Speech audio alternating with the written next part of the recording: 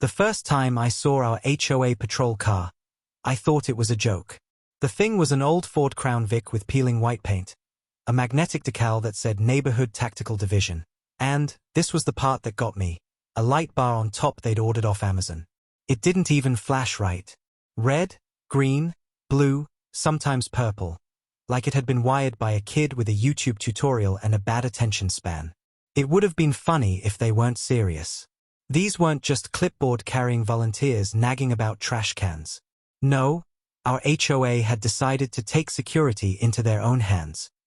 They strutted around in navy polos with embroidered badges, duty belts with tasers, pepper spray, handcuffs, and, this is the part where sane people shake their heads, actual rifles. Somehow, the board had voted to fund community defense initiatives, which turned into a handful of middle-aged dads cosplaying SWAT. Most of the neighbors rolled their eyes, muttering about lawsuits waiting to happen. Some quietly liked the patrols, thinking it made the neighborhood look safe. Personally, I'd always seen them as a car crash in slow motion. They were going to hurt somebody eventually. I just never thought that somebody would be my daughter. It was a Saturday morning in early spring, warm enough for shorts but not yet muggy. Birds were going off in the trees like they'd been caffeinated, and the streets smelled faintly of fresh mulch from the landscapers the HOA had actually hired for real work. My daughter, Emily, had flown in late the night before. She was bone-tired, still shaking off time zones and jet lag, but she never could resist an early run. She's built like someone who knows exactly what every calorie is for. Lean, coiled muscle. The kind of presence that makes you think don't mess with her before you even notice the scar along her forearm or the way her eyes scan a street without moving her head. But in running shoes and earbuds, she just looked like another fit 20-something home visiting her dad. I watched her stretch on the driveway, pulling her hair into a ponytail, earbuds already in, bouncing lightly on her toes. She waved at me, two-finger salute style, before trotting down the sidewalk and cutting toward the park entrance that curved between two cul-de-sacs. I almost went inside. Almost. But something made me linger. Habit, maybe, from years of knowing this HOA crew loved to sniff around for infractions. Sure enough, within minutes, I spotted the patrol car idling near the park. Two of them inside. Their heads turned as Emily jogged past. The car rolled forward. Slow. Predatory. Now, let me be clear. I've seen these guys hassle teenagers for skateboarding on the sidewalks. I've heard them bark at a delivery driver because his van was blocking sight lines. But I'd never seen them tail someone like this. My gut knotted. Emily didn't notice. Earbuds in. Pace steady. She crossed near the park entrance where the sidewalk dips into a little stretch of trees. That's when the HOA patrol swung the car diagonally, cutting off the path. I couldn't hear the words at first, but I saw the posture. One of them, a barrel-shaped guy with mirrored sunglasses, leaned out the window and barked something sharp. Emily slowed, tugged one earbud out, and said something back, calm, measured. She even gestured toward the houses, maybe pointing to ours. Then came the moment that sucked the air out of my lungs. The passenger door flew open, and the second guy, a wiry one with a buzz cut, stepped out with an AR-15 slung across his chest. Not strapped casually. Not in the trunk for emergencies. No, the thing was in his hands, angled upward like he thought a suburban jogging trail was Fallujah. I dropped the rake I'd been pretending to use and started walking fast. Too fast for it to look casual. Not fast enough to spook them into thinking I'm charging. My heart was hammering, but my brain was already splitting into two tracks. Get there and don't make it worse. Emily didn't flinch. She just stood there, one earbud dangling, chest rising and falling from her run, eyes locked on the guy with the rifle. She said something low, too calm for me to catch, but I saw the buzz-cut guy stiffen, like he hadn't expected her voice to carry authority. The barrel-shaped one barked again, louder this time. ID. Right now. Suspicious person in the area. Suspicious? She was wearing bright blue running shorts and a tank top. No ski mask, no black duffel bag, no crowbar. Just sweat and a ponytail. Emily shook her head once. Not a big motion. Just enough. And that's when Buzzcut's rifle dipped, muzzle leveled at her chest. I swear the world slowed. The birds went silent. Somewhere down the block, a dog barked once and then nothing. Just me, 50 yards away, staring at a man with his finger inches from a trigger and my daughter standing there like stone. Here's the thing. Most people in that situation would have thrown their hands up, shouted, pleaded, done something. Not Emily. She just looked at him, head tilted, eyes steady. If anything, it was him who started to tremble. He wasn't expecting calm. He was expecting fear. I was 20 yards away now, throat dry, words caught somewhere between rage and panic. But Emily's voice carried, low but firm. You really don't want to do that. Buzzcut twitched, but didn't lower the rifle. Barrel-shaped guy shifted in the driver's seat, clearly uncomfortable but too stubborn to intervene. Emily straightened, shoulders back, calm as a rock in a river. And that's when it hit me. These idiots had no idea who they were dealing with. To them, she was just some jogger. To me, she was my kid. But in reality, she was something else entirely. My daughter wasn't just tough, or calm under pressure, or someone who knew how to handle herself. She was Special Agent Emily Grant, FBI Tactical Commander. And these HOA wannabes had just pointed an AR-15 at the worst possible target. The neighbors came first, drawn by raised voices and the unmistakable posture of someone holding a rifle where no rifle should be. Curtains twitched. Phones angled from porches. Within minutes, a small crowd had gathered, clustering at the edge of driveways like it was a block party with a very bad theme. Mrs. Alvarado across the street gasped so loudly I heard it clear as day. Mr. Watkins from the corner was already recording, phone high, narrating under his breath, "This is insane. HOA cops with ours. Someone's gonna sue." And yet, the HOA patrol acted like they were the heroes of the moment. Buzzcut with the rifle looked jittery but tried to plant his feet like he was guarding the embassy. Barrel Chest climbed out of the car, tugging his polo down and puffing his chest. His embroidered badge gleamed in the sun like it meant something more than approved by the embroidery shop. Last warning, he barked at Emily. Show ID or you're being detained for trespassing. Emily tilted her head, sweat still sliding down her temple from the run. On what property? Barrel Chest blinked. This is common ground, managed by the HOA. My father lives on this street. That's where I'm headed. She pointed casually toward our house. So unless you're saying I'm trespassing in my own neighborhood, you're wasting both of our time. The crowd murmured approval, low chuckles, a few yeah, exactly from the back. But the HOA president chose that moment to arrive, striding down the sidewalk with his usual air of theatrical importance. If Barrel Chest was a bulldog and Buzzcut a nervous terrier, President Douglas was a peacock. He wore the full regalia. Navy polo tucked into cargo pants, a shiny belt with way too many pouches, and mirrored aviators he'd probably practiced poses in. The man looked like he'd waited his whole life for a crisis in the suburbs, and now it had finally come. What's going on here? His voice carried, more for the audience than the people in front of him. Barrel Chest jumped to attention. Suspicious female, refusing to provide identification. We're handling it. Douglas's eyes flicked to Emily, then to the crowd, then back to the rifle. He didn't tell Buzzcut to lower it. He didn't laugh at the absurdity. Instead, he smirked, like this was exactly the situation he'd been training for. Good work, officers, he said, loud enough for the neighbors to hear. We'll resolve this.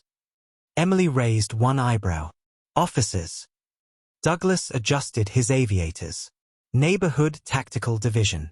Authorized by the board. You mean the HOA? Same difference. The laughter from the neighbors hit like a slap. Douglas stiffened, jaw tightening. He turned his volume up another notch. I need you to comply immediately or you'll be subject to HOA sanctions and possible detention until law enforcement arrives. Emily crossed her arms, completely unbothered by the rifle still leveled at her. Detained by a homeowners association. Correct, Douglas said, puffing out his chest. We take security very seriously here. By now I'd made it to the edge of the standoff, standing a few yards behind Emily. Every fiber of my body screamed to step between her and the rifle, but her eyes flicked at me, just a fraction, quick and sharp. Stay back. So I did. My fists clenched, my jaw tight, but I stayed put. Emily, on the other hand, was shifting gears. She dropped her casual tone and leaned into something firmer, the kind of voice that filled a room even though she wasn't shouting. "You're pointing a weapon at an unarmed civilian who has committed no crime," she said to Buzzcut. "That's brandishing. That's assault. That's unlawful detention. You are seconds away from ruining your life." His grip faltered, just a twitch. Sweat ran down his temple. But Douglas barked, "Hold your ground," like he thought this was a battlefield. The crowd gasped. Someone muttered, "These guys are insane." Emily's gaze cut to Douglas, cold and precise. "You've got one chance to tell him to lower that rifle before things go very badly for all of you." For the first time, Douglas hesitated. The bravado slipped, just a crack. He glanced at the neighbors, at the phone's recording, at the way even Barrelchest was starting to look unsure. But pride was a poison he drank daily, and he wasn't about to back down in front of his stage. "You don't get to order us around," he snapped. "You're the suspect here. You don't call the shots." Emily's eyes narrowed. Her voice dropped half an octave, colder now. "I always call the shots when there's a gun pointed at me." The silence that followed was razor-thin. And then, sirens. Two black and whites rolled into the cul-de-sac, lights flashing, sirens wailing just long enough to make the crowd scatter back onto lawns. Real cops. Uniforms, duty belts, the whole package. The HOA squad visibly perked up, like backup had arrived. Douglas waved his arms grandly, stepping into the street. "Over here. Armed suspect resisting HOA authority." If I hadn't been so sick with adrenaline, I might have laughed. He'd just accused my daughter, who could clear a house with a 10-person tactical team in under 2 minutes, of being an armed suspect because she went jogging. The police cruisers parked at an angle. 2 officers stepped out, hands hovering near their sidearms but not drawn. One of them squinted at the scene. A sweating HOA guard with a rifle, a calm young woman in running clothes, and about 20 neighbors filming the whole circus. "What exactly is happening here?" the older officer asked. Douglas puffed his chest again. "We detained this suspicious individual after she refused to show ID. She's resisting. Possible trespassing." Emily didn't move, didn't speak, just waited. This was the moment I thought it might diffuse. Surely the real police would laugh the HOA out of the street, tell them to put the toy soldiers away, and walk Emily home for coffee. But no. The cops looked at Douglas, then at the rifle still leveled at my daughter. And instead of laughing, their hands dropped closer to their guns. The older one frowned. Can you provide ID? Just so we can clear this up." Douglas grinned like a man who'd just won a hand of poker. "See? Even the police agree.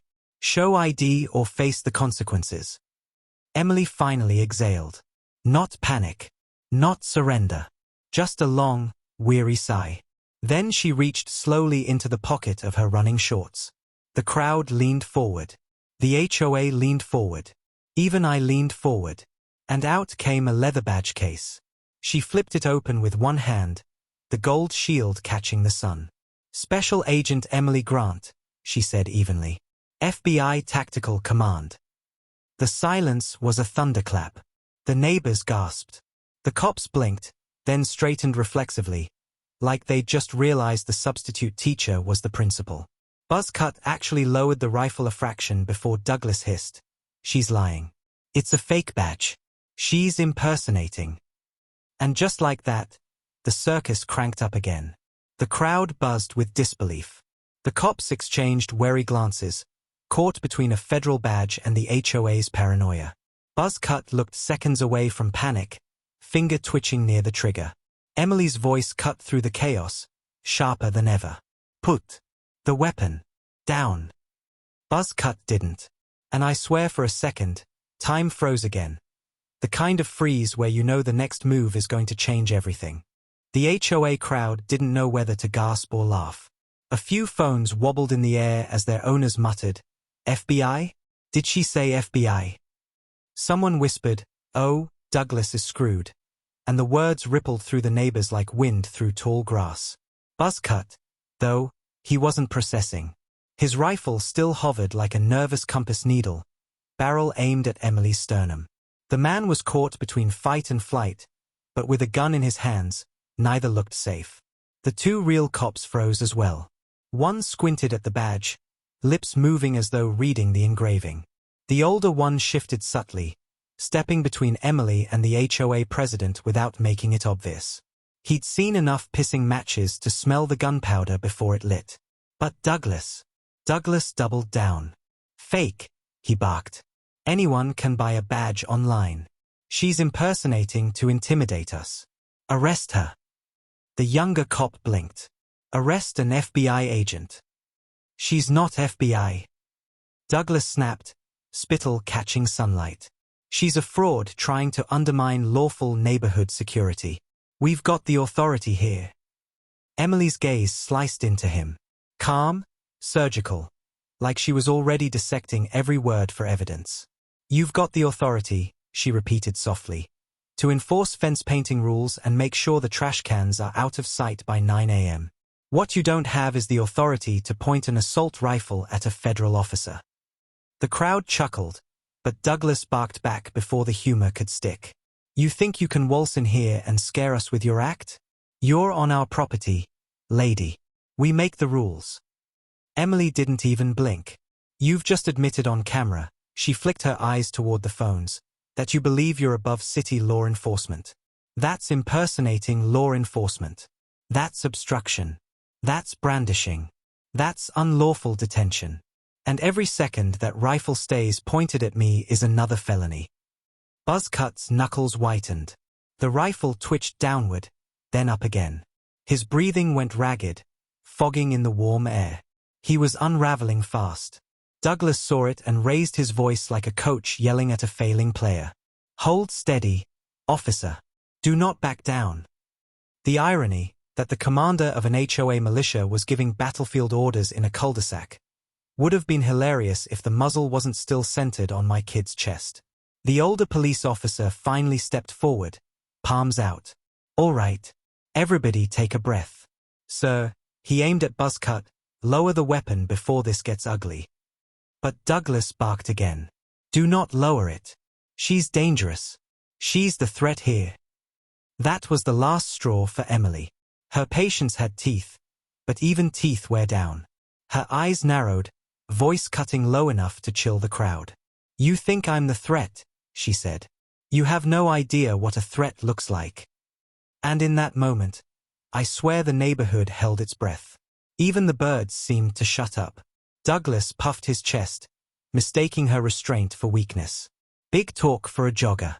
You're done here, officers." Buzzcut's trigger finger jerked. Not a pull. Not yet. But a twitch sharp enough to scrape my spine raw. Emily moved before I even saw it. 1 second she was still, the next she was inside his guard, hand snapping the rifle barrel upward just as the weapon coughed a single deafening shot into the sky. The neighbors screamed. Phones jostled. Mrs. Alvarado ducked behind her mailbox. Emily's knee hit Buzzcut's wrist, her elbow slammed into his chest, and in 3 heartbeats the rifle clattered to the pavement. She kicked it back with surgical precision, sending it skidding toward the curb. The man staggered, eyes wide, chest heaving. The cops froze. Douglas froze. Even Barrel Chest looked like he'd swallowed his tongue. Emily didn't gloat, didn't raise her voice. She just stepped back, calm as stone, as if she hadn't just disarmed a man twice her size in less time than it takes to open a soda can. "Now," she said, steady as ever, "are you ready to listen?" The cops exchanged looks, grim, calculating. One of them picked up the rifle, holding it like evidence. The older officer cleared his throat. "Mr. Douglas, your people just discharged a firearm in a residential zone. At a federal agent. You need to step aside before this escalates further." But Douglas wasn't listening. His face was red, veins bulging, his carefully curated authority dissolving in the eyes of every neighbor recording this train wreck. He was losing the narrative, and for him, that was worse than losing the fight. He jabbed a finger at Emily. She's staging this. It's a setup. You people are all blind. This woman is not FBI, she's a plant. You lower your guard now, you'll regret it when the whole system comes crashing down. That's what they do. Don't you see? They infiltrate, they take control. The neighbors started booing. Watkins called out, "Man, shut up. We all saw her badge. We saw what you idiots just did." Douglas spun toward the crowd, desperate now. "You think she's on your side? She's federal. You want them breathing down our necks every second? We stand for independence. For self-governance. For freedom from." His words sputtered into a mess of paranoia. The crowd wasn't buying it. Even Barrel Chest looked like he was reconsidering life choices. But Douglas wasn't just ranting. He was reaching. His hand went to his belt. The moment stretched like taffy. His fingers fumbled at a holster under his polo. A sidearm. Not just a prop. Not just theater. A real handgun. The crowd gasped. The cops shouted, "Don't do it." Hands flying to their own weapons. And Emily. She was already moving. By the time Douglas's pistol cleared leather, she had closed the distance. Her hand clamped his wrist, twisted, and the gun skittered across the pavement before his brain even caught up. But he wasn't done. Desperation does ugly things. He lunged, swinging wild, a man flailing at the storm. Emily sidestepped, dropped her shoulder, and flipped him flat on his back with a thud that rattled the cul-de-sac. The neighbors erupted, some cheering, some screaming, all phones aimed like paparazzi. Douglas wheezed, pinned under her knee. His glasses were askew, his chest heaving, his pride shattered. Emily leaned down, voice low enough only he and the phones closest could catch. "You want to play soldier? Congratulations. You've just declared war on the wrong damn person." The cops moved in, one cuffing Douglas while the other radioed frantically. Buzzcut stood frozen, pale as milk, his hands trembling without the rifle. Barrel Chest held his arms half-raised, caught between surrender and disbelief. And the neighbors, they were electric. Some clapped. Some shouted encouragement. Others just stood in awe, capturing every second. The HOA militia, the self-proclaimed guardians of suburban order, had been dismantled in under 5 minutes by one woman in running shoes. But the night wasn't over. Because as Douglas was hauled upright, still ranting about conspiracies and infiltration, a handful of his officers arrived late. 2 more men in matching polos, one carrying a shotgun, the other with a stun baton. The crowd groaned. Someone muttered, "Oh, for crying out loud." Douglas, cuffed but unbowed, shouted, "Don't listen to them. Stand your ground. Take back our authority." The new arrivals hesitated, eyes flicking from their leader to Emily to the real cops. And in that tense, fragile moment, Emily stood tall, eyes steady, ready for whatever came next. The war in the cul-de-sac wasn't done yet. The cul-de-sac looked like a stage set for a play no one sane would write. Douglas stood cuffed, still shouting about conspiracies, while his freshly arrived reinforcements hovered on the curb. 2 more HOA officers, one clutching a shotgun like it was a lawn tool, the other twirling a stun baton as if rehearsing for West Side Story. The neighbors were buzzing like bees, phones held high, narrating every second for their future viral uploads. The cops, real and sweating, shifted uneasily, hands near their holsters but not quite ready to escalate. And then there was Emily. She stood calm, sweat still drying on her temple, ponytail loose from her run, eyes locked on the new arrivals. She looked like someone who'd seen firefights on foreign soil, now asked to referee a knife fight at a middle school dance. The shotgun wavered. The baton flickered nervously. Douglas, sensing his last lifeline, bellowed from behind the cuffs, "Don't let them intimidate you. This is our neighborhood. Take back control." The baton guy hesitated, then stepped forward, emboldened. "She can't arrest us. She's out of her jurisdiction. HOA bylaws supersede city ordinances." The laughter from the crowd nearly drowned him out. Watkins' voice rose clear above it. "Buddy, that's not how laws work." Emily didn't laugh. She didn't even twitch. She just shifted her stance, her voice cutting cold through the noise. "Put the weapons down. Right now. That's the only way you walk away without a record." The shotgun man's knuckles tightened. He wasn't convinced. His eyes darted between Douglas, the cops, and Emily, like a cornered animal looking for a hole. Douglas roared again, "Don't listen. This is tyranny. Stand your ground." The baton guy raised his weapon, stepping forward another pace. The crowd booed, someone shouted, "You're embarrassing yourself." But the man pressed on, defiant. The older cop finally barked, "Drop it. Both of you. That's an order." But the HOA officers had been drinking Douglas's Kool-Aid too long. The baton came up. The shotgun twitched. And Emily moved. She was a blur, 2 steps forward, her hand snapping the baton free with a twist so fast the man yelped before he hit the pavement. She pivoted, planted her foot, and drove the baton end into his chest just hard enough to knock the wind out. He folded, wheezing, weapon clattering uselessly across the asphalt. At the same time, the shotgun man made his mistake, jerking the barrel upward like he thought intimidation worked better than accuracy. Emily's hand closed on the barrel, twisting sideways, slamming her knee into his thigh. The man grunted, lost balance, and before his brain processed the shift, the shotgun was in her hands. She broke it open, shells popping into her palm, then tossed the weapon onto the grass with casual precision. The crowd erupted, cheers, whistles, even applause. Someone shouted, "She's a damn superhero." Emily didn't smile. She never smiled in moments like this. She simply dropped the shells at the shotgunner's feet and said, "Go home. You're done." The 2 real cops moved in, cuffing the latest pair of wannabes before they could rally. The neighborhood was alive now, people spilling out of houses, voices rising, kids peeking from behind parents' legs. The HOA's thin facade of power was cracking wide open, sunlight pouring through. Douglas, red-faced and trembling, still tried to bark orders from behind the cuffs. "You cowards! You'll regret this. You think she's on your side? She's federal. She'll strip your rights away." Nobody listened. Even his own people looked ashamed now, eyes down, weapons gone. The cops shoved him gently but firmly into the back of a cruiser, where he continued to rant through the glass like a trapped televangelist. Emily turned, finally, to the neighbors. Her voice was calm, even kind. "You all deserve better than this circus. These men aren't protectors. They're not security. They're armed trespassers who turned your street into a battlefield. What happened here tonight," she gestured at the cameras, "will make its way into reports, courtrooms, and news feeds. You won't have to live under their thumb again."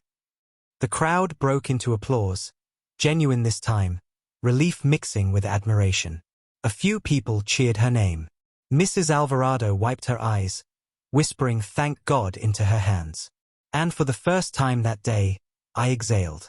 The cops, now fully deferential, gathered around Emily, asking for statements, thanking her for preventing bloodshed.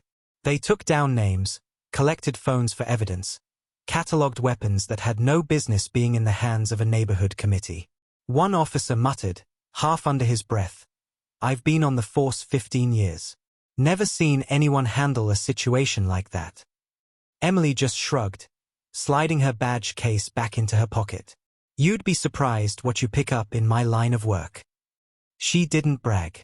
She didn't gloat. She just stood there, sweat damp and unshaken, while a whole block realized their little suburban empire had just collapsed in real time. The aftermath stretched late. HOA officers were loaded into cruisers. Confiscated weapons were bagged. Statements taken. Neighbors lingered in clusters, buzzing about lawsuits and news crews.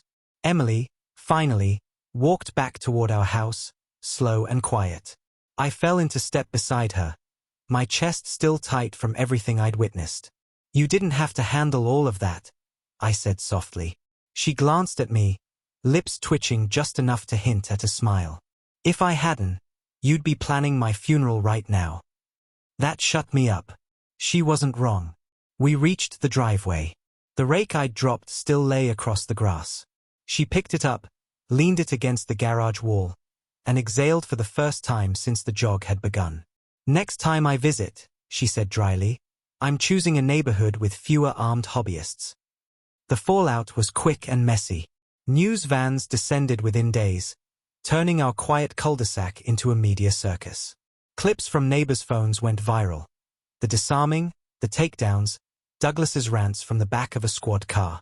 Memes popped up online within hours, photoshopped images of Douglas in medieval armor, captions about HOA nights of the subdivision. The HOA board dissolved in disgrace. Emergency meetings were called. Lawsuits filed. The phrase paramilitary HOA made it into national headlines. And through it all, Emily kept her head down. She gave one official statement to her bureau superiors, declined all media requests, and told me firmly, this isn't about me. It's about accountability. Life settled, eventually. New HOA elections were held. The new board promised to return to landscaping and pool maintenance, which sounded like a return to sanity. Patrol cars vanished. The ridiculous uniforms were quietly boxed away.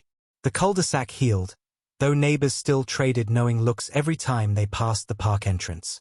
We all carried the memory, the tension, the disbelief. As for me, I kept replaying one moment over and over. The second that rifle leveled at Emily's chest, and how she stood there, calm, unbroken, unflinching. That was my daughter. My kid. My FBI tactical commander. The story should end tidy there, but life always leaves dangling threads. Our HOA dues went up the next quarter, legal expenses, the letter said.